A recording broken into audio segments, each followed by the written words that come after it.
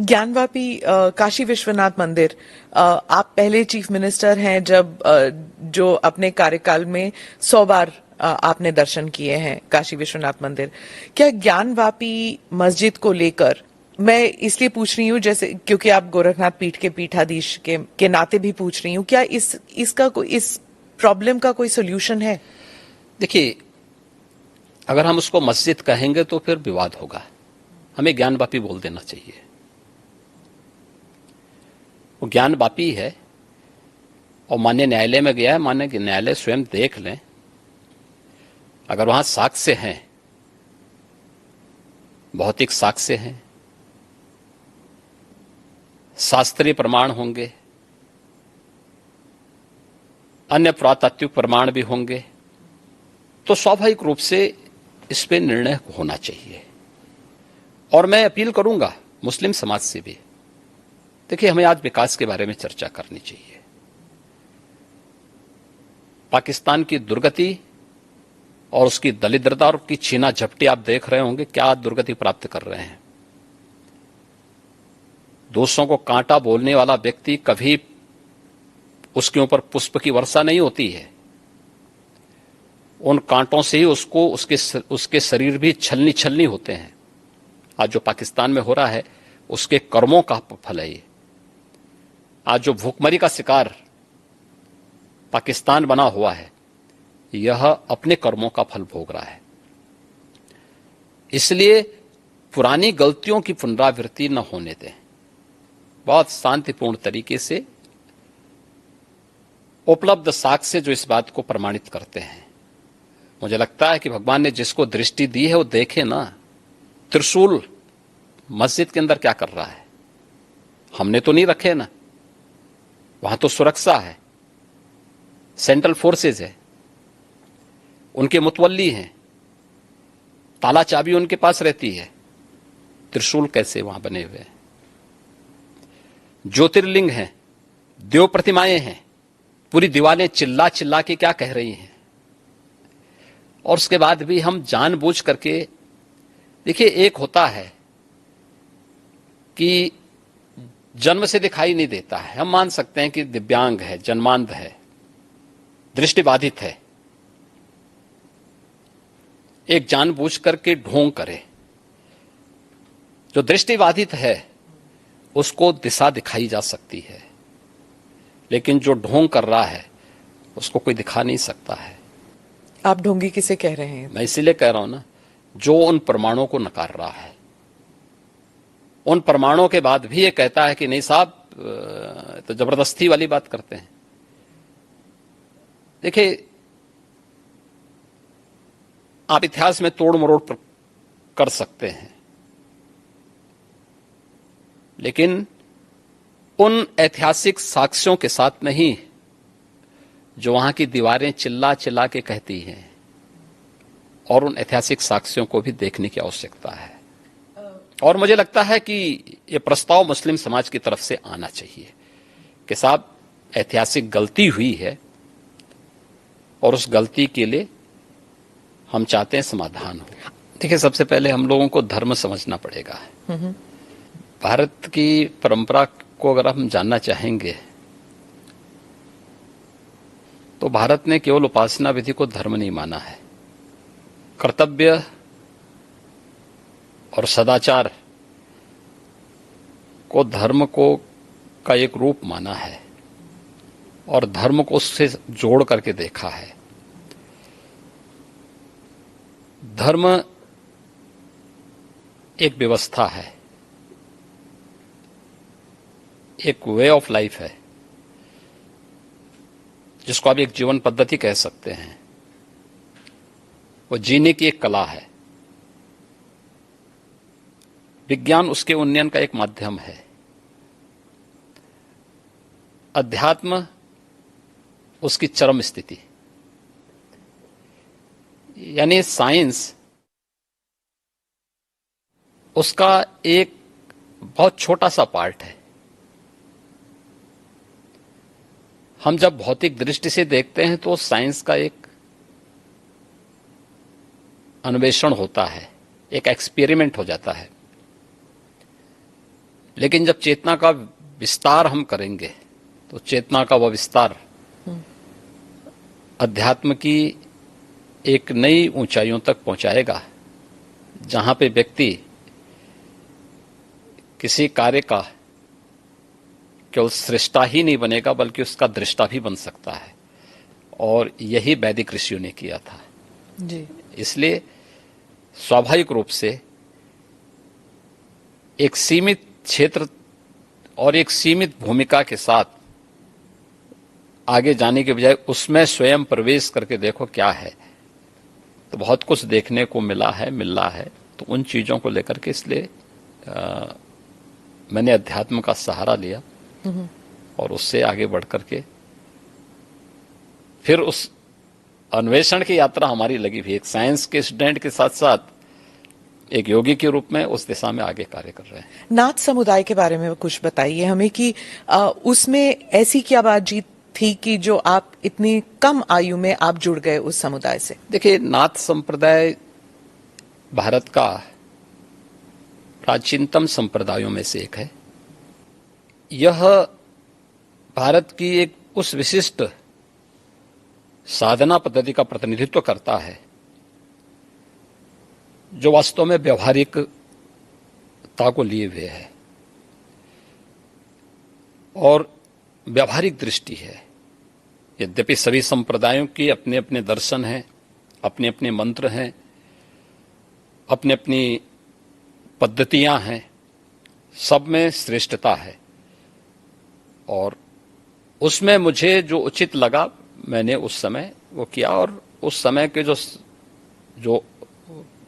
सर्वश्रेष्ठ संतों की परंपरा थी, महंत अवेद्यनाथ जी महाराज को मैंने अपने पूज्य गुरुदेव के रूप में चयन करके मैंने उनसे दीक्षा ली। एक गुरु का मिलना, वो भी एक it's a matter of luck भी कहिए, फेट कहिए। तो जब आप मिले उनसे तो आपको उसी वक्त पता लग गया था कि ये मेरे गुरु बनेंगे? देखिए, पता किसी को नहीं लगता है और ये लक भी नहीं है, ये जन्म जन्मांतर का प्रारब्ध है और ये उसी के साथ जुड़ता है। देखिए, आप जिस घर में पैदा हुए हैं तो आप लिख के थोड़े गए थे, आपका प्रारब्ध था। आप यूएनआई के माध्यम से कार्य करेंगे, जन सेवा का कार्य करेंगे, यह भी एक प्रारब्ध है। ऐसे ही ये हर एक व्यक्ति के साथ जुड़ा हुआ है। उसके लिए हमें चेतना को अपने विराट विस्तार देना होगा, समझ में सब आ जाएगा। तो जब आपने अपने घर में बताया कि मैं गुरु से मिला हूं, मैं घर छोड़ के त्याग की जिंदगी बिताना चाहता हूं, तब घर में रिएक्शन क्या हुआ? नहीं, देखिए, कोई माँ बाप इसके लिए अपनी सहमति नहीं देता है क्योंकि उनका अपना एक दायरा है। उनका एक दायरा है जो उनका एक सीमित क्षेत्र है। उस सीमित क्षेत्र को, उसी को बंधन कहते हैं। हमारे यहाँ कहा गया ना, मन एवं मनुष्याणाम कारणम बंध मोक्षयो। व्यक्ति के बंधन और मोक्ष का कारण उसका मन है, जो सोचता है कि मैं मेरा परिवार, ये जब भावना आती है ना तो व्यक्ति उस तक सीमित रहता है और यही उसके बंधन का कारण है। जो उस बंधन को तोड़ करके बाहर निकलता है वही उसकी मुक्ति का माध्यम बनता है, उसके मोक्ष का कारण बनता है। और उस बंधन को जो भी तोड़ेगा, ये बंधन हर एक क्षेत्र में व्यक्ति के जीवन में आते हैं। कष्ट हुआ एक आपको? विद्यार्थी अगर अपने बंधन को नहीं तोड़ेगा, एक क्लास में ही कहेगा कि नहीं मुझे तो इसी क्लास में रहना क्योंकि मुझे अच्छा लगता है, क्या वो अगली क्लास में जा पाएगा? नहीं जा पाएगा। एक शिक्षक कहेगा कि नहीं मुझे तो जहां नियुक्ति मिली है मैं उसी रूप में, या कोई कार्मिक इसी रूप में कहेगा कि मुझे वही काम करना है, क्या वह आगे बढ़ पाएगा? नहीं बढ़ पाएगा। उसको एक बंधन तोड़ना होता है। एक क्लास में है, क्लास के बंधन को तोड़ करके अगली क्लास में जाता है, उसका प्रमोशन होता है। तो हर एक व्यक्ति के जीवन में इस प्रकार की स्थितियां आती हैं। एक धर्म योगी से आप फिर राजनीति में आए, उस सफर के बारे में बताइए। और एक और सवाल मेरे मन में उठ रहा था, जैसे आप बता रहे थे कि एक इंसान जो दुनियादारी और बंधनों से आप निकल चुके हैं, तो उस वैराग्य से आप अगर राजनीति में आते तो उसमें कॉन्फ्लिक्ट नहीं हुआ आप में? देखिए, यही अंतर है। धर्मयोगी नहीं, योगी योगी होता है, और मैं एक योगी हूं। धर्म का मतलब केवल पूजा पद्धति नहीं है, कर्म भी। धर्म एक समग्र जीवन की पद्धति है। धर्म कर्तव्य के पथ की प्रेरणा देने वाला, उस पथ का की ओर अग्रसर करने वाला, आग्रही बनाने वाला एक मार्गदर्शक है। हम उसको केवल पूजा पद्धति तक सीमित नहीं कर सकते। एक योगी के रूप में एक परिवार के बंधन को तोड़ करके समाज के इस विराटता के साथ अपना जुड़ाव हुआ है। इसलिए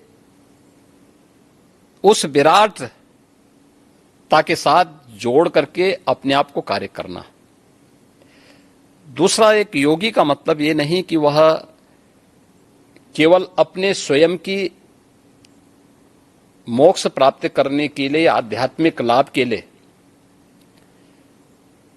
वह अपने आप को सीमित कर ले।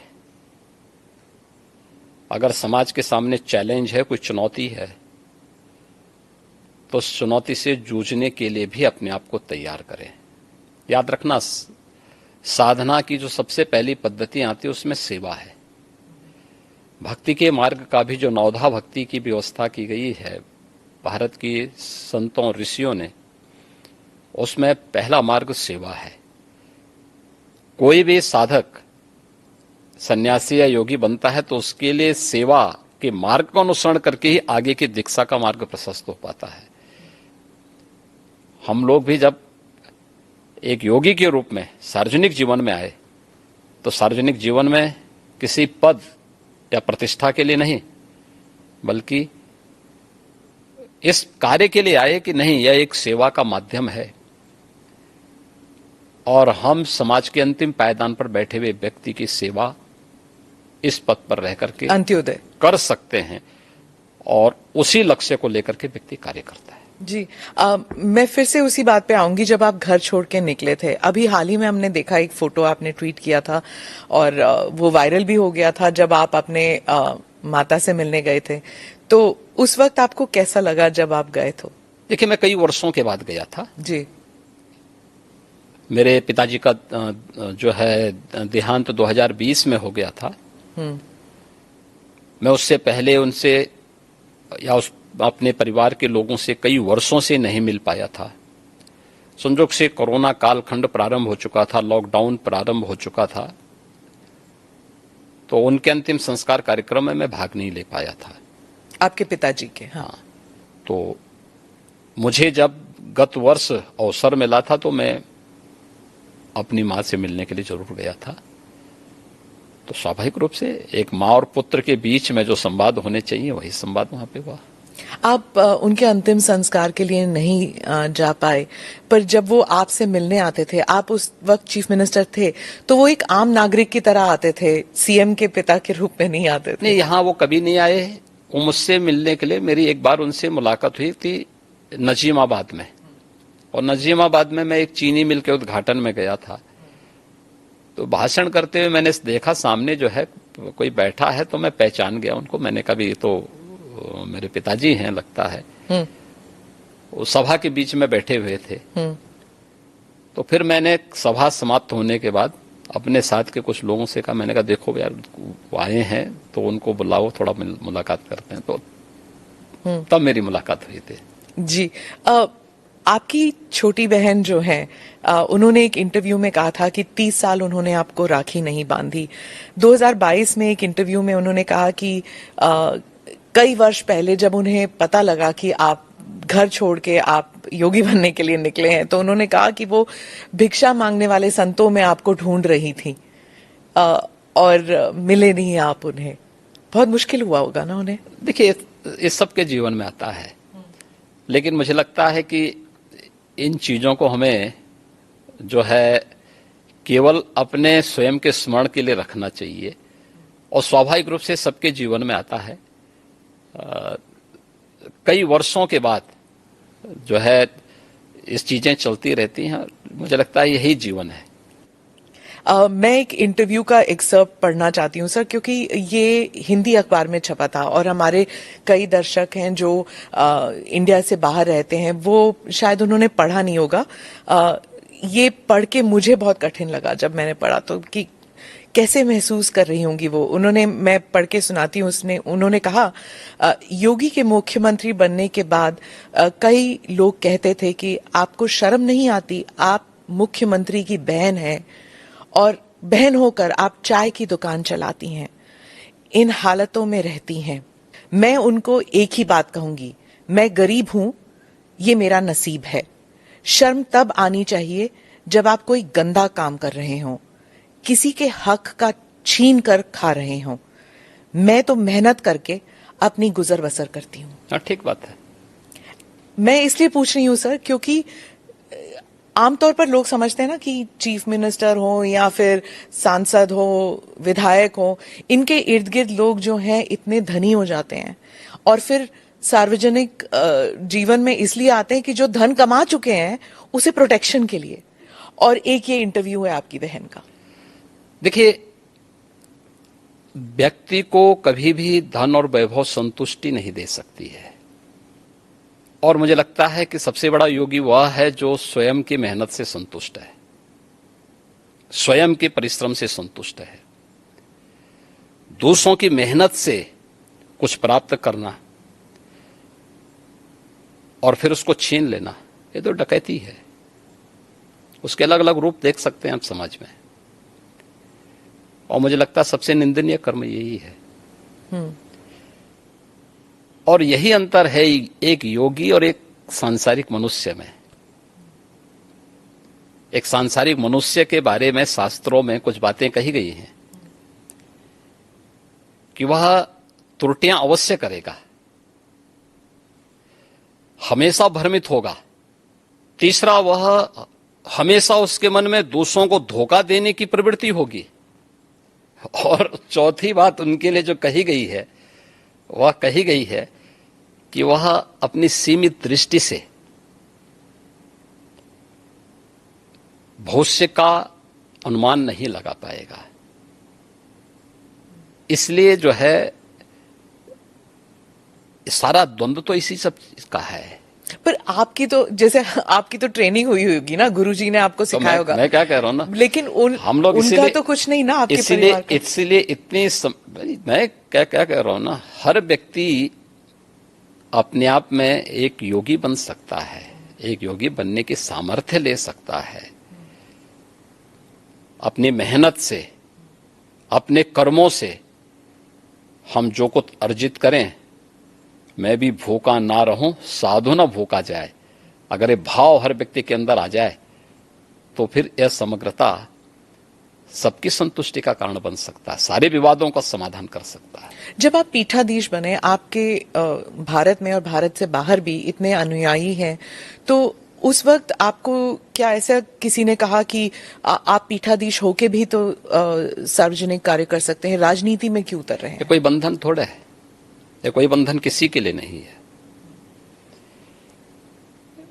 हम मनुष्य पहले हैं, उसके बाद योगी हैं या सन्यासी है। और मैंने आपको बताया ना कि एक योगी के रूप में समाज के प्रति जो मेरे कर्तव्य हैं, उन कर्तव्यों का निर्वहन करूं मैं। सेवा को धर्म को मैं सेवा का माध्यम बनाऊं, इससे बड़ी बात और क्या हो सकती है? और हम कर रहे हैं। तो एक सन्यासी का कर्तव्य क्या होता है? क्या वही जो कर्म कर रहा है अपना, ये चाहे पत्रकार हो या फिर राजनीति? हाँ, हर व्यक्ति कर सकता है, हर व्यक्ति कर सकता तो है। आप मुझे एक बात बताइए कि सबसे बड़े जो है मीडिया के रिपोर्टर के रूप में अगर आप तुलना करें तो महर्षि नारद ही थे। आप मुझे थे कि नहीं थे? नारद जी रिपोर्टर, चलिए। सबसे बड़े रिपोर्टर तो ये थे कि वो हर लोग की सूचना, इस लोक में इस लोक की सूचना दूसरे लोगों तक पहुंचा देते थे। वो क्या थे? वो एक सन्यासी तो थे। और मैं एक बात बताऊं कि सन्यासी ने किस कालखंड में अलग अलग क्षेत्रों में प्रवेश करके कार्य नहीं किया हो। मैंने तो पत्रकारिता का उदाहरण आपके सामने दे दिया है, और भी उदाहरण हैं, बहुत सारे ऐसे उदाहरण हैं। तो अब इसको आप कैसे कह सकते हैं, कैसे कह सकते हैं कि नहीं हुए? धर्म के बारे में आप कह रहे थे कि it's a way of life, सिर्फ पूजा पाठ के साथ ना जोड़ा जाए, उसे अलग भी देखना चाहिए।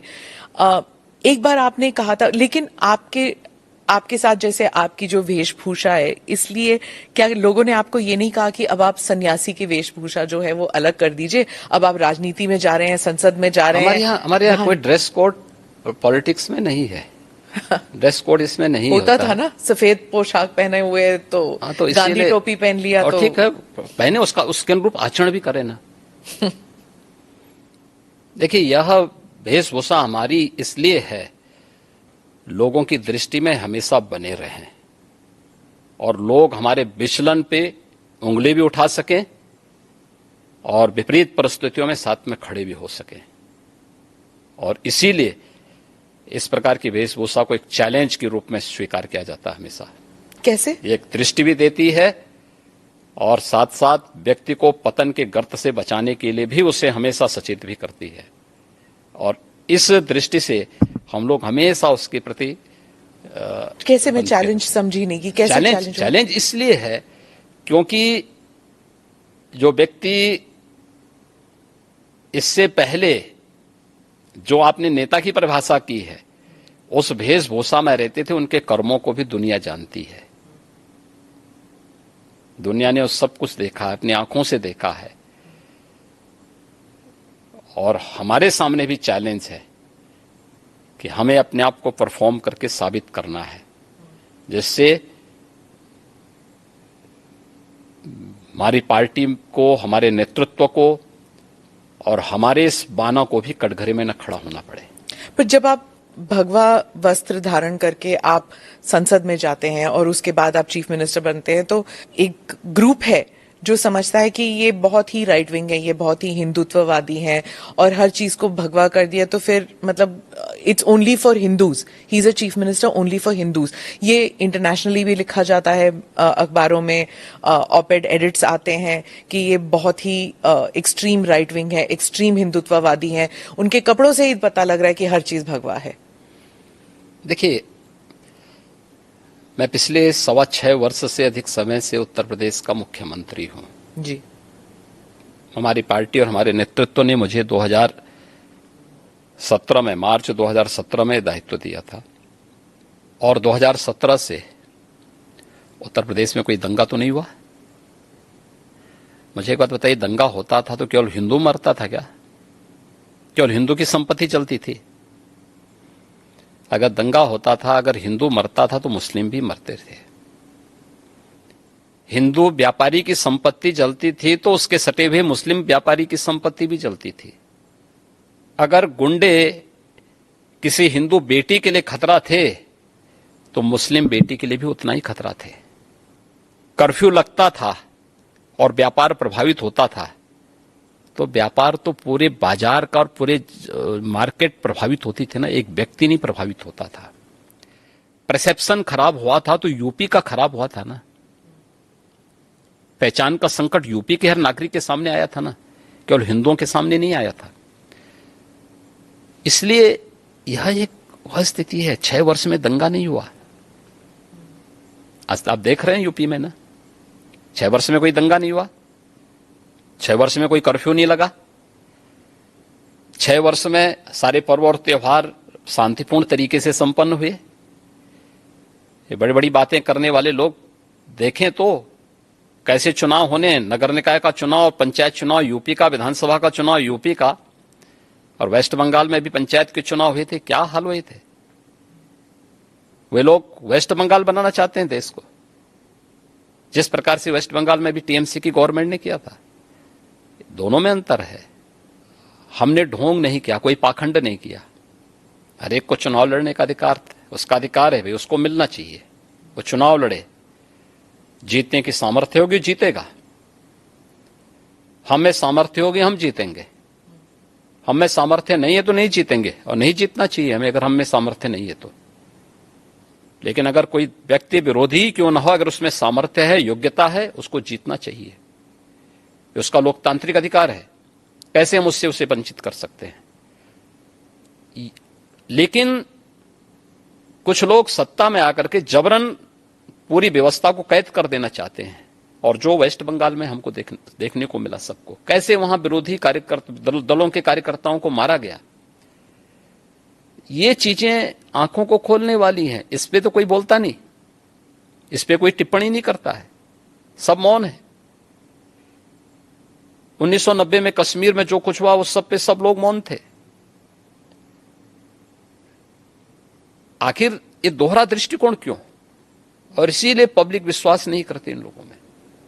योगी जी के डर से यहाँ मेरा कौन डर है? नहीं, आपने एक बार कहा था ना कि एक हाथ में माला है, एक हाथ में भाला है। बुरा क्या तो है? तो एक आपका एक जो आक्रामक तरीका है टू डील विद माफिया, क्या इसकी वजह से यहाँ पर है? नहीं, देखिए, हम लोग तो सज्जनों के लिए जितने संवेदनशील हैं, दुर्जनों के लिए उतने ही कठोर भी है, और इस शासन की रणनीति है शस्त्रेण रक्षते राष्ट्रे शास्त्र चिंता प्रवर्तते। यानी व्यवस्था सबकी सुरक्षा के लिए आवश्यक है, सुरक्षा सबको, कानून का राज होगा, लेकिन कानून को बंधक बनाने की छूट किसी को नहीं दी जाएगी, कोई भी हो, कतई नहीं देंगे। आपने ये भी कहा था कि कानून जो है वो मानव के लिए होना चाहिए, दानव के लिए नहीं। ठीक बात है, पर एक कॉन्स्टिट्यूशनल डेमोक्रेसी में सर, हर जीव जंतु के लिए कानून एक जैसा होना चाहिए। मतलब शेर भी शिकार कर सकता है, गाय के लिए भी उतना ही हक तो है। क्या आप शेर को रोकते हैं क्या? नहीं तो आप शेर को बोलिए ना जंगल में जाके, नहीं रोक सकते। वही आप बोले ना कि शेर महाराज शिकार मत करिए, आपको हम रोटी खिलाएंगे, जाइए रोटी खिलाइए। तो वही मैं कह रही हूँ कि कानून में मैं वही कह रहा हूँ, वह एक वहां की नेचुरल व्यवस्था है, और वह नेचुरल व्यवस्था, दंड का प्रावधान, यह एक व्यवस्था का प्रावधान है, और वह व्यवस्था, वह प्रावधान कानूनन ही लागू होती है, गैर कानूनी तरीके से नहीं लागू होती है। तो चीफ मिनिस्टर कैसे तय कर सकते हैं कौन मानव है कौन दानव? चीफ मिनिस्टर कहाँ तय करते हैं? चीफ मिनिस्टर तो एक बात बोलते हैं कि भाई देखो शांति बनी रहनी चाहिए, हम तो हमेशा शांति का उपदेश देते हैं। कुछ लोग तो नहीं मानते कि आप शांति, सिर्फ शांति, मतलब आप बुलडोजर बाबा, ये सब आपके साथ, आपके नाम के साथ जुड़ा हुआ है, और आपका जो एक सिस्टम बना है, बाकी चीफ मिनिस्टर्स भी उसको कॉपी करने लग गए हैं। मुझे एक बात जगह आप बुलडोजर बाबा है तो वहां बुलडोजर मामा भी आ गए हैं। मुझे एक बात बताइए, इतने बड़े प्रदेश में इंफ्रास्ट्रक्चर का डेवलपमेंट होना चाहिए कि नहीं होना चाहिए? जी। और क्या इंफ्रास्ट्रक्चर के लिए क्या आज भी हम कुदाल और फावड़ा लेकर के जाएंगे कि हमें उसके लिए बुलडोजर, आधुनिक मशीनें चाहिए? बुलडोजर बाबा उसके लिए नहीं कहा जाता आपको सर, आप भी जानते हैं। अब इंफ्रास्ट्रक्चर के मार्ग में कोई बाधक होगा, यहां पहले होता क्या था? कोई कार्य स्वीकृत होता था, अभी पैसा अलॉट हुआ नहीं कि माफिया जाके जबरदस्ती हड़प करके सामान गिरा देते थे। अब लैंड का अलॉटमेंट हो रखा है कि यह हाईवे यहां से अयोध्या के लिए बनना है, ये बाराबंकी होते हुए बनना है, तो सत्ता प्रायोजित माफिया क्या करते, कहते नहीं अब ये यहां से नहीं बनेगा, हमारी सुविधा इधर से है, हम इसको यहां से बना करके, वो अपना वहां पे मिट्टी और गिट्टी सब गिराना प्रारंभ करते थे, आधा दोरा काम छोड़ के पैसा निकाल लेते थे। ये सत्ता में बैठे हुए लोगों की हिम्मत नहीं थी कि उन माफियाज को रोक सके। आप मुझे बताइए, इस माफिया के लिए बुलडोजर चला करके उसको ध्वस्त करके जो अलॉटमेंट सरकार ने तय कर रखा है, इस पे ही हाईवे बनेगा और उसी पे नियम के अनुसार कार्य होगा, यह तय करना इस सरकार का काम है या नहीं है? यही सरकार का कार्य है और सरकार यही कर रही है। पर जैसे आपके प्रदेश में 19% मुसलमान पॉपुलेशन है, और कई लोग कहते हैं, उस समुदाय के लोग कहते हैं कि आप वो बुलडोजर को उनके घरों को तोड़ने में इस्तेमाल करते हैं। किसी कोई निर्दोष मुस्लिम आके बता दे कि मैं निर्दोष था, मेरे साथ अन्याय हुआ है, कोई बता दे, कोई नहीं बोल सकता। और फिर न्यायपालिका तो सबके लिए खुली है ना। पर जैसे अगर किसी ने कानून तोड़ा है, जैसे ये माफिया के लोग हैं, पर उनका घर तोड़ना क्यों जरूरी पड़ गया? नहीं, अगर किसी ने सरकारी संपत्ति पे कब्जा किया है तो उसके लिए क्या करूं? आरती लेके जाऊं, थाली सजाऊं उनकी, जो अब तक होता था? उत्तर प्रदेश की जनता क्या चाहती है? उत्तर प्रदेश की जनता यही चाहती थी कि उनको सुरक्षा मिले और इन गुंडा तत्वों पर, इन माफियाज पर सख्ती हो। बीजेपी को प्राप्त जनादेश इस शक्ति की ओर लगातार इशारा करती है, आम पब्लिक के सेंटिमेंट को इसके साथ जोड़ती है। 19 से 20% आबादी हो या 100% आबादी, कानून का राज सबके हित में है और वही समृद्धि का मार्ग भी आगे बढ़ाएगी, वही प्रदेश में एम्प्लॉयमेंट जनरेट करेगी, वही प्रदेश की बेटियों को सुरक्षित करेगा, और यही उत्तर प्रदेश के अंदर किया गया है। आपने विधानसभा में कहा कि हम माफिया को मिट्टी में मिला देंगे, तो जब ऐसे, वो उमेश पाल मर्डर के केस में हुआ था शायद, तो जब ऐसे होता है तो सोशल मीडिया में फैल जाता है, चलो जी अब गाड़ी उलटने वाली है, योगी जी को बुलाओ। जब अमृतपाल भी भाग गया था तो कहते योगी जी के, अगर योगी जी के राज में होता तो ये तो कभी ना होता, वो तो गाड़ी उलट ही देते।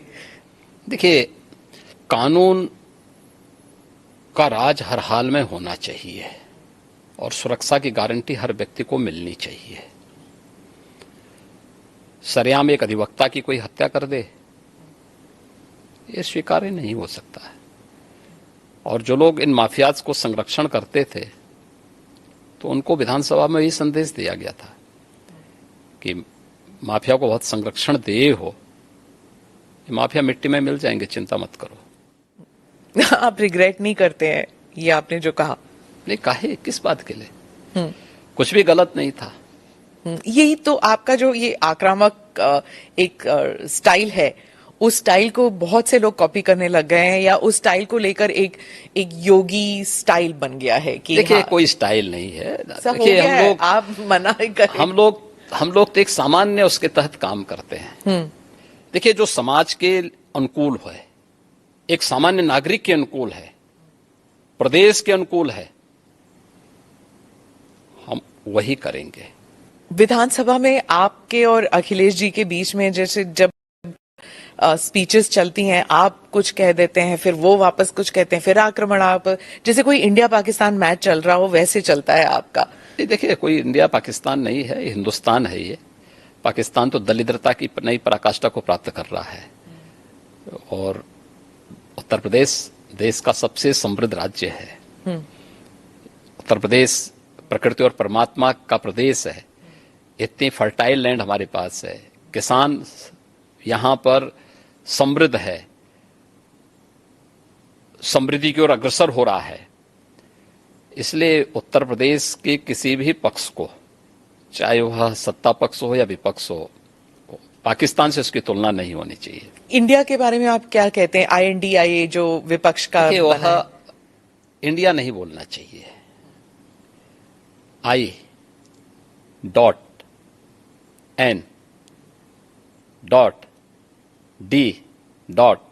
हर एक उसमें डॉट लग गया उसका। तो चोला बदलने से पिछले कर्मों से मुक्ति नहीं मिल जाएगी। जनता तो पुराने करामातों को देख रही है। वह करामात यूपीए का हो, कांग्रेस का हो, सपा का हो, या फिर जो और लोग हैं, आम आदमी पार्टी का है, क्या कदर मचा रखी है इन लोगों ने, टीएमसी का हो, या जो भी, सबकी एक जैसी स्थिति है। तो इसलिए ये लोग चोला बदल करके देश को भ्रमित करना चाहते हैं। देश की जनता लोकतांत्रिक दृष्टि से बहुत परिपक्व है। महिला सुरक्षा की बात आप कर रहे थे, तो ऐसे भी होता था उत्तर प्रदेश में, मैंने खुद कवर किया है कि अगर कोई पीड़िता दलित थी तो वो पुलिस स्टेशन में जाके अपना एफआईआर नहीं दर्ज कर सकती थी क्योंकि वहां पर कोई यादव एसएचओ था। ये सब उत्तर प्रदेश में बहुत बहुत मान्यता रखती, क्योंकि गांव-गांव में ये जातिवाद जो है वो इतना हावी था। आज ऐसा नहीं है। आज देखिए, हमने यूपी में मिशन शक्ति का एक अभियान चलाया है। आप आश्चर्य करेंगे कि हमारे पास जब 17 में हम आए थे तो मात्र 10,000 महिला पुलिस अधिकारी और कर्मचारी थे। कुल कार्मिकों की संख्या हमारे पास 10,000 थी। आज हमारे पास यह संख्या 40,000 है। और हमने एक मानसिकता भी थी कि उन महिला कार्मिकों को फील्ड ड्यूटी नहीं दी जाती थी, क्योंकि यूपी के अंदर ऐसा माहौल था, लोग इतने भयभीत थे, कहते थे कि आप महिला पुलिसकर्मी, महिला पुलिस अधिकारी फील्ड में जाकर के क्या अपराधियों को फेस कर पाएंगे? उन्हीं की सुरक्षा की। मैं वही कह रहा हूं, ये भी भाव था। तो मुझे जब ये प्रतिवेदन मिले कि हम भी फील्ड में, महिला कार्मिकों ने मुझे इस बात को कहा कि हम भी फील्ड में ड्यूटी करना चाहते हैं, मैंने कहा एकदम इनको ड्यूटी मिलनी चाहिए। तो फिर यह हुआ कि कैसे इसको किया जा सकता। हमने एक मिशन शक्ति का एक अभियान प्रारंभ किया। यह अभियान चल रहा है और इसमें सफलतापूर्वक चल रहा है, जिसमें मैंने हर महिला कांस्टेबल को महिला बीट अधिकारी के रूप में नामित किया है। और उनकी जिम्मेदारी है 57,000 से अधिक ग्राम पंचायतें यूपी में इस समय, लगभग 58,000 हैं, कुछ नगर निकाय में आए हैं, 57,700 के ऊपर अभी भी हमारे पास ग्राम पंचायतें हैं। वे सप्ताह में एक दिन ग्राम पंचायत में जाकर के गांव की सभी महिलाओं के साथ महिला सुरक्षा पे चर्चा करेंगे। आंतरिक या बाह्य कहीं सुरक्षा में कोई सेंध लगाने वाला है तो महिला कांस्टेबल को बताएंगे। और उन सबको पिंक स्कूटर हमने उपलब्ध करवाए हैं, महिला कार्मिक, जो कुछ को करा दिया गया, कुछ को कराया जा रहा है। ऐसे शहरी क्षेत्र में भी। और ये हर सप्ताह उनकी जिम्मेदारी है जाकर के देखना। आज आप देख रहे होंगे महिला यहाँ की बेटियां आज पढ़ने के लिए बाहर हॉस्टल में नहीं रहती, आज यूपी में ही अपने कॉलेज में एडमिशन कराती हैं, घर से जाती हैं, अपने माँ बाप के साए में रह करके पढ़ाई कर रही हैं। आज उनके सामने कोई भय नहीं। और अगर किसी ने महिला सुरक्षा में सेंध लगाने का प्रयास किया तो कठोरतापूर्वक वे बेटियां स्वयं निपट लेती हैं फिर उनसे। ये माहौल हमें पैदा करना पड़ेगा।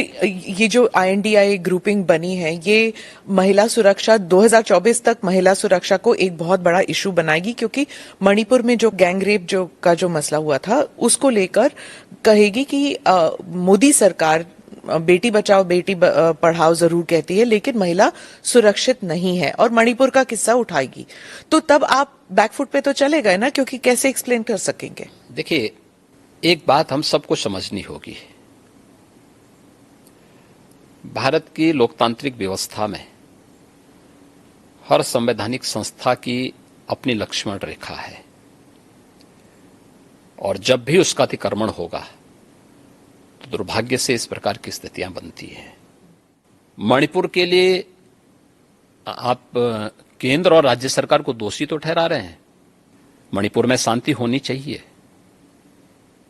हर व्यक्ति की कामना है, क्योंकि पिछले 9 वर्ष के अंदर जो ऐतिहासिक कार्य पूर्वोत्तर के राज्यों में हुए हैं, और प्रधानमंत्री मोदी जी के नेतृत्व में पिछले 9 वर्ष के दौरान मणिपुर हो या जम्मू कश्मीर हो,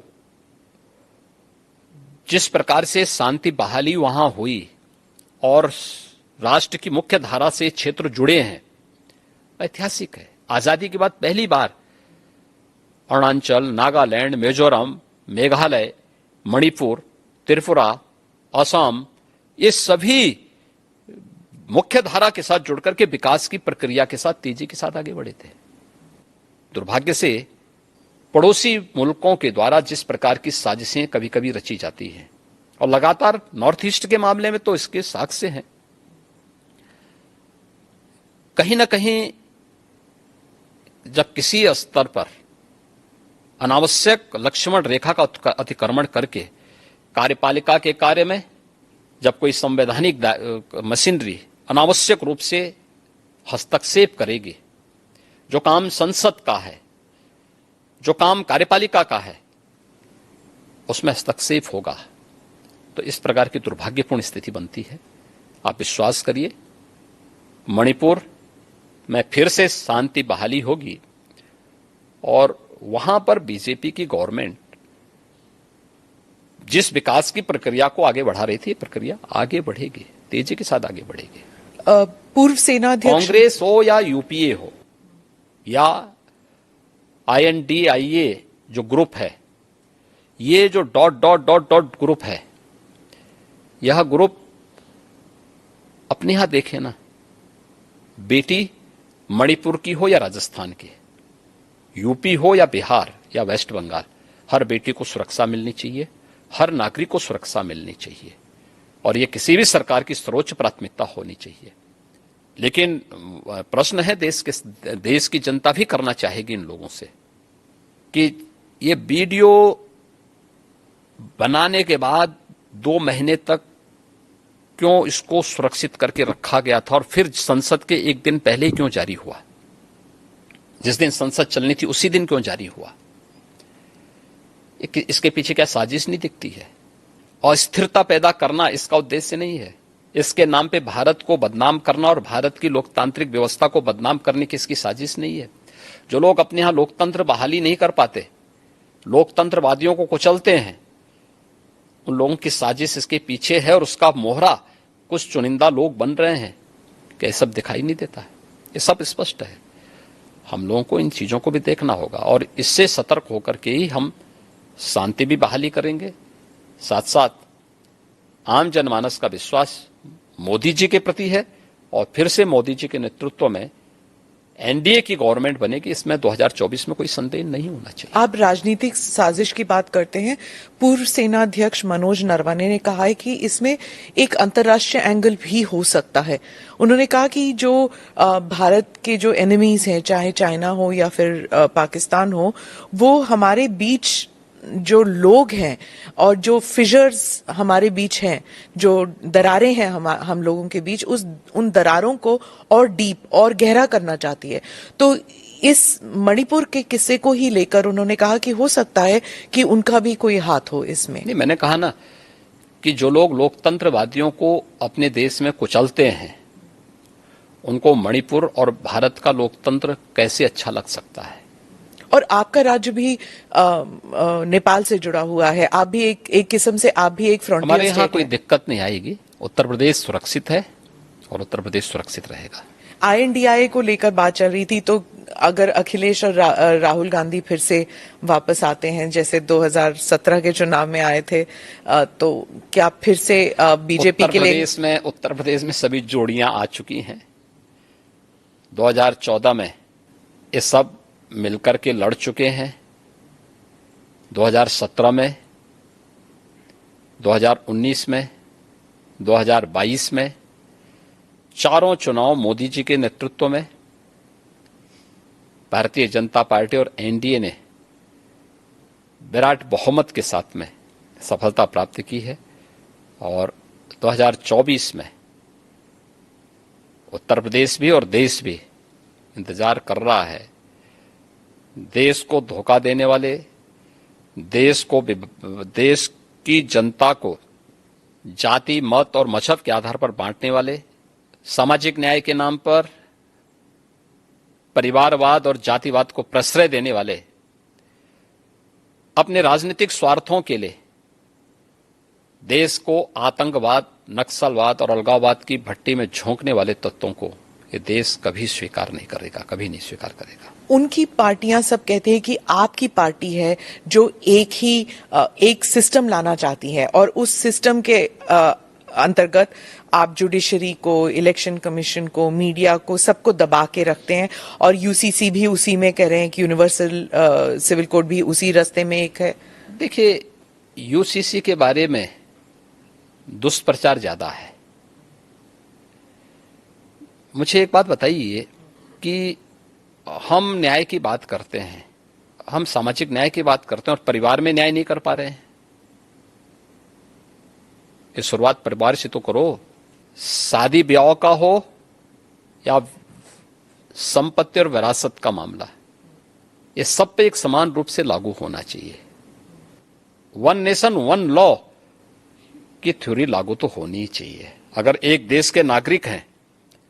और दुर्भाग्य है कि दुनिया के अंदर अल्पसंख्यक समुदाय अपने लिए विशेष अधिकार की मांग नहीं करता, वो बहुसंख्यक समाज के साथ जुड़ने की बात करता है। और भारत के अंदर ये लोग अल्पसंख्यक के नाम पर अपने लिए विशेष अधिकार की मांग करते हैं। भारत के कानून को हरेक को स्वीकार करना चाहिए और उसी में सबकी सुरक्षा और सबकी समृद्धि निहित है। जी, मैं वापस उत्तर प्रदेश पे आती हूँ। राम मंदिर, लोग कहते हैं कि आपके भाग्य में ही शायद लिखा था कि मंदिर आपके कार्यकाल में होगा। गोरखनाथ पीठ और अयोध्या मंदिर, इसका संबंध अगर आप हमारे दर्शकों को बताएं। देखिए, प्रधानमंत्री मोदी जी ने आजादी के अमृत महोत्सव को जिस भव्यता और दिव्यता के साथ आयोजित किया है, देखिए जब ये देश 1947 में आजाद हुआ था, दुर्भाग्य से उसके एक दिन पहले देश का दुर्भाग्यपूर्ण विभाजन भी हुआ। बहुत सारे लोग देश की आजादी के जश्न में उस समय शामिल नहीं हो पाए होंगे, या उस समय के कोई चश्मदीद आज के दिन पे बताने की स्थिति में नहीं रहता है। बहुत कम लोग होंगे जिनको उस समय की घटनाओं के बारे में इस प्रकार की स्थिति जानकारी होगी। लेकिन हम सब कह सकते हैं, आज की हर पीढ़ी का हर नागरिक कह सकता है कि जब ये देश अपनी आजादी के 75 वर्ष पूरा किया था, तब हमने देश के जश्न के साथ सहभागिता की थी, हर घर पे तिरंगा पहना करके। हर ग्राम पंचायत और हर नगर निकाय कह सकता है कि साहब हम भी भागीदार बने थे, क्योंकि हमारे घर में अमृत महोत्सव हमारे गांव में बना हुआ है, हमारे नगर में बना हुआ है। यह कार्यक्रम सफलतापूर्वक संपन्न हुआ और आजादी के अमृत महोत्सव के मुख्य संबोधन में प्रधानमंत्री मोदी जी ने देशवासियों को कुछ बात कही थी, कुछ संकल्प दिलाए थे कि 2047 में अगर भारत को दुनिया की एक महाशक्ति के रूप में स्थापित करना, एक विकसित भारत की परिकल्पना को अगर साकार करना है, तो उन्होंने कुछ संकल्प दिलाए थे जो पंच प्रण के रूप में जाने जाते हैं। इस पंच प्रण में विरासत का सम्मान भी है, गुलामी के इंसों को सर्वथा समाप्त करना भी है और नागरिक कर्तव्य भी है। अयोध्या में श्री राम जन्मभूमि का मंदिर निर्माण का कार्य है, यह उसी विरासत का सम्मान है जो कार्य आजाद भारत में 1947 में होना चाहिए था। लेकिन दूरदर्शिता का अभाव, भारत की परंपरा और भारत की संस्कृति के प्रति दुराव स्पष्ट दिखाई देता है। अन्यथा यह विवाद 1947 में सुलझ सकता था, 1949 में सुलझ सकता था, इसके बाद भी सुलझ सकता था, कभी सुलझने नहीं दिया गया। आखिर यह आज कैसे सुलझ गया? कोई विवाद तो नहीं हुआ, बड़ी बड़ी दावे लोग करते थे, कुछ भी तो नहीं हुआ, शांति बनी हुई उत्तर प्रदेश में तो। और ये मेरा सौभाग्य है कि जब एक और प्रधानमंत्री मोदी जी के नेतृत्व में, उनके मार्गदर्शन में अयोध्या में भगवान राम का भव्य मंदिर का निर्माण कार्य श्री राम जन्मभूमि तीर्थ क्षेत्र ट्रस्ट के द्वारा संपन्न किया जा रहा है, बनाया जा रहा है और देश भर से सहयोग मिल रहा है, तो स्वाभाविक रूप से एक मुख्यमंत्री के साथ साथ एक भगवान राम के एक भक्त के रूप में भी 3 पीढ़ियों का प्रतिनिधित्व करने का मुझे अवसर मिल रहा है। 3 पीढ़ी कैसे? मेरे पूज्य दादा गुरु जो थे महंत दिग्विजय नाथ जी, 1949 में उस अभियान के हिस्से थे जब रामलला का प्रकटीकरण हुआ था और उस समय की कांग्रेस की सरकार जबरदस्ती रामलला को राम जन्मभूमि से हटाना चाहती थी।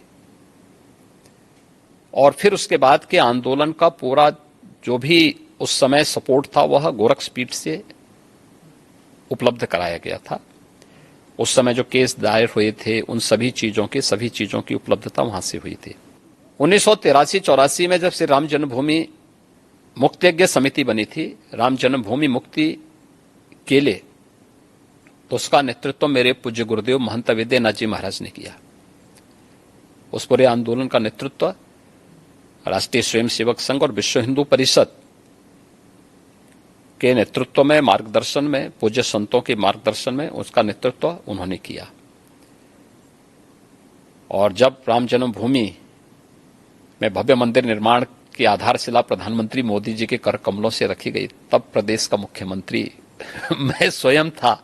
तो मेरे लिए तो ये बहुत ही गौरवपूर्ण क्षण था और स्वाभाविक रूप से एक आत्मिक संतुष्टि का भी माध्यम बना कि एक तरफ करोड़ों लोगों के जीवन में परिवर्तन लाने के लिए शासन की योजनाओं को उन तक पहुंचाने का आनंद भी मिलता है और दूसरी तरफ विरासत का सम्मान भी हम इस रूप में कर पा रहे हैं। ज्ञानवापी काशी विश्वनाथ मंदिर, आप पहले चीफ मिनिस्टर हैं जब जो अपने कार्यकाल में 100 बार आपने दर्शन किए हैं काशी विश्वनाथ मंदिर। क्या ज्ञानवापी मस्जिद को लेकर, मैं इसलिए पूछ रही हूँ जैसे क्योंकि आप गोरखनाथ पीठ के पीठाधीश के नाते भी पूछ रही हूँ, क्या इस प्रॉब्लम का कोई सोल्यूशन है? देखिए, अगर हम उसको मस्जिद कहेंगे तो फिर विवाद होगा, हमें ज्ञानवापी बोल देना चाहिए। वो ज्ञानवापी है और माननीय न्यायालय में गया है, माननीय न्यायालय स्वयं देख लें, अगर वहां साक्ष्य हैं, भौतिक साक्ष्य हैं, शास्त्रीय प्रमाण होंगे, अन्य पुरातात्विक प्रमाण भी होंगे, तो स्वाभाविक रूप से इस पे निर्णय होना चाहिए। और मैं अपील करूंगा मुस्लिम समाज से भी, देखिए हमें आज विकास के बारे में चर्चा करनी चाहिए। पाकिस्तान की दुर्गति और उसकी दलिद्रता और उसकी छीना झपटी आप देख रहे होंगे, क्या दुर्गति प्राप्त कर रहे हैं। दूसरों को कांटा बोलने वाला व्यक्ति कभी उसके ऊपर पुष्प की वर्षा नहीं होती है, उन कांटों से ही उसके शरीर भी छलनी छलनी होते हैं। आज जो पाकिस्तान में हो रहा है उसके कर्मों का फल है ये। आज जो भूखमरी का शिकार पाकिस्तान बना हुआ है, यह अपने कर्मों का फल भोग रहा है। इसलिए पुरानी गलतियों की पुनरावृत्ति न होने दें, बहुत शांतिपूर्ण तरीके से उपलब्ध साक्ष्य जो इस बात को प्रमाणित करते हैं। मुझे लगता है कि भगवान ने जिसको दृष्टि दी है वो देखे ना, त्रिशूल मस्जिद के अंदर क्या कर रहा है, हमने तो नहीं रखे ना, वहां तो सुरक्षा है, सेंट्रल फोर्सेज है, उनके मुतवल्ली हैं, ताला चाबी उनके पास रहती है, त्रिशूल कैसे वहां बने हुए हैं? ज्योतिर्लिंग हैं, देव प्रतिमाएं हैं, पूरी दीवारें चिल्ला चिल्ला के क्या कह रही हैं। और उसके बाद भी हम जानबूझ करके, देखिए एक होता है कि जन्म से दिखाई नहीं देता है, हम मान सकते हैं कि दिव्यांग है, जन्मांध है, दृष्टिबाधित है, एक जानबूझ करके ढोंग करे। जो दृष्टिबाधित है उसको दिशा दिखाई जा सकती है, लेकिन जो ढोंग कर रहा है उसको कोई दिखा नहीं सकता है। आप ढोंगी किसे कह रहे हैं? मैं इसीलिए कह रहा हूं ना, जो उन प्रमाणों को नकार रहा है, उन प्रमाणों के बाद भी ये कहता है कि नहीं साहब, तो जबरदस्ती वाली बात करते हैं। देखिए, आप इतिहास में तोड़ मरोड़ कर सकते हैं, लेकिन उन ऐतिहासिक साक्ष्यों के साथ नहीं जो वहां की दीवारें चिल्ला चिल्ला के कहती हैं, और उन ऐतिहासिक साक्ष्यों को भी देखने की आवश्यकता है। और मुझे लगता है कि ये प्रस्ताव मुस्लिम समाज की तरफ से आना चाहिए कि साहब ऐतिहासिक गलती हुई है और उस गलती के लिए हम चाहते हैं समाधान हो। आपने मुस्लिम समुदाय के साथ कोई देखिए, हमने अपनी तरफ से कोई पहल नहीं की है, वे पहल करना चाहेंगे तो जरूर विचार करेंगे। जी, आपने पाकिस्तान का जिक्र किया योगी जी, एक और बात चर्चा में आई है, वो सीमा हैदर का जो केस है। उन्होंने अपील भी किया है, योगी जी और मोदी जी आप दोनों मुझे वापस मत भेजिए, मैं पाकिस्तान वापस नहीं जाना चाहती। पबजी के माध्यम से ये रिवर्स लव जिहाद कहा जा रहा है, कुछ लोग इसे वो टर्म दे रहे हैं।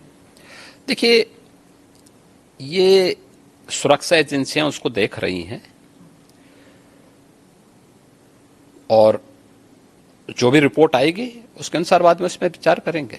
एक भारत से भी एक लड़की जो है वो पाकिस्तान चली गई और उसने भी अपना देख धर्म रहे हैं, सुरक्षा परिवर्तन किया। एजेंसियां उसको देख रही हैं। 2 देशों से जुड़ा हुआ मामला है और संबंधित एजेंसियां इसमें काम कर रही होंगी। सर एक मैं सवाल पूछूंगी कि साउथ एशिया में भारत का रोल आप क्या विजन करते हैं कि क्या होना चाहिए, क्योंकि बहुत से लोग कहते हैं कि हम विश्व गुरु का जो सपना देख के चले हैं वो थोड़ा ओवर एम्बिशियस है, तो साउथ एशिया में और ग्लोबली आपका विजन क्या है भारत? देखिए, मैंने कहा ना, पिछले 9 वर्ष में प्रधानमंत्री मोदी जी के नेतृत्व में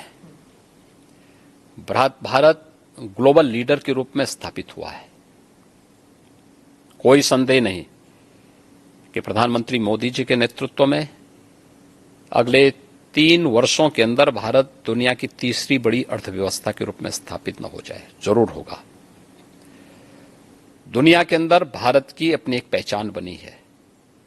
भारत के बारे में लोगों के दृष्टिकोण में बदलाव आया है और जो भारत के बारे में कहा जाता था, आज प्रधानमंत्री मोदी जी के नेतृत्व में वह साकार हो रहा है। सर अंत में एक सवाल जरूर पूछूंगी, क्योंकि ये महाराष्ट्र सदन में हुआ था कि एक विधायक ने कहा था कि जो नारा चल रहा है कि भारत में रहना होगा तो वंदे मातरम कहना होगा, और उनके मजहब में ये उन्हें परमिशन नहीं देता कि आप खुदा के अलावा किसी और के बारे में आप सिर झुकाएं किसी और के सामने। देखिए, देश संविधान से चलेगा, मत और मजहब से नहीं। देखिए, मैं ईश्वर का भक्त हूं, ईश्वर में अगाध निष्ठा रखता हूं, लेकिन किसी पाखंड में विश्वास नहीं करता हूं। आपने देखा होगा, जब मुझे हमारी नौकरशाही ने कहा कि नोएडा लोग नहीं जाते, चीफ मिनिस्टर को नहीं जाना चाहिए, मैं उसको उल्लंघन करके नोएडा गया, कई बार गया, आधा दर्जन बार जा चुका हूं। दूसरी बार मुझे कहा गया कि रात्रि में सीएम को बिजनौर में निवास नहीं करना चाहिए, तो मैं जानबूझ करके वहां रुका और मैंने पूछा, मैंने कहा, क्यों नहीं निवास करना चाहिए? तो उन्होंने कहा, साहब दोबारा सीएम नहीं बन सकता है। तो मैंने कहा, मैं दोबारा भी सीएम बनूंगा, चिंता मत करो। दूसरा सवाल ये नहीं है, सवाल ये है कि मैं प्रदेश का सीएम हूं। आप ये बोलिए ना कि साहब वहां रहने की व्यवस्था नहीं है, तो जो भी गेस्ट हाउस होगा उसी में रहेंगे ना, आखिर कोई तो रहता होगा। एक कमरा चाहिए मुझे, तो सोने के लिए एक तख्ता चाहिए, ओढ़ने के लिए एक कंबल चाहिए, तो कुछ चाहिए थोड़ा है। तो इसमें जो है, क्यों आप इस प्रकार की बातें करते? मैं गया था, रुका था वहां पे। ऐसे ही आगरा के सर्किट हाउस के बारे में कहा जाता था, यानी मुझसे पहले पता नहीं कोई सीएम रुका कि नहीं रुका, लेकिन कि वहां सर्किट हाउस में जो सीएम रुकता है वो अपशकुन हो जाता है। तो मैंने कहा, पूछा, मैंने कहा भी क्या अपशकुन होता है? उन्होंने कहा, साहब जो है उसकी कुर्सी चली जाती है। तो मैंने कहा, जो कुर्सी कल जानी वो आज चली जाए, लेकिन मैं रात्रि को रुकूंगा यहीं। फिर किसी ने कहा, साहब यहाँ पे प्रेत आत्माएं आता ही हैं। तो मैंने कहा, कम से कम उनसे वार्ता करने का अवसर मिलेगा ना रात्रि में। तुम सब सो जाओगे तो कम से कम किसी से बातचीत तो करूंगा रात्रि में कि भाई कौन है, क्या है। तो पाखंड में हमारा कतई विश्वास नहीं है, एक। और इसीलिए मैं इस बात को कह सकता हूं कि भारत का भविष्य उज्जवल है और 2024 में फिर से प्रधानमंत्री मोदी जी की लीडरशिप में एनडीए बहुमत के साथ आएगी, इसमें कोई संदेह किसी को नहीं होना चाहिए। और वंदे मातरम मैं वापस आती हूँ, वो उसे धर्म के साथ जोड़ना चाहिए कि नहीं? मैं क्या कह रहा हूं, मैंने पहले कह दिया ना, संवैधानिक व्यवस्था से देश संविधान से चलेगा, मत और मजहब से नहीं। जी, आपका मत, आपका मजहब अपने तरीके से होगा, अपने घर में होगा, अपने मस्जिद, अपने इबादत गाह तक होगा, सड़क पे प्रदर्शन करने के लिए नहीं। और इसको आप जो है किसी भी अन्य तरीके से दूसरे पे थोप नहीं सकते हैं। नेशन फर्स्ट, अगर देश में किसी को रहना है तो उसको राष्ट्र को सर्वोपरि मानना होगा, अपने मत और मजहब को नहीं। और मत और मजहब सेकेंडरी प्रश्न है,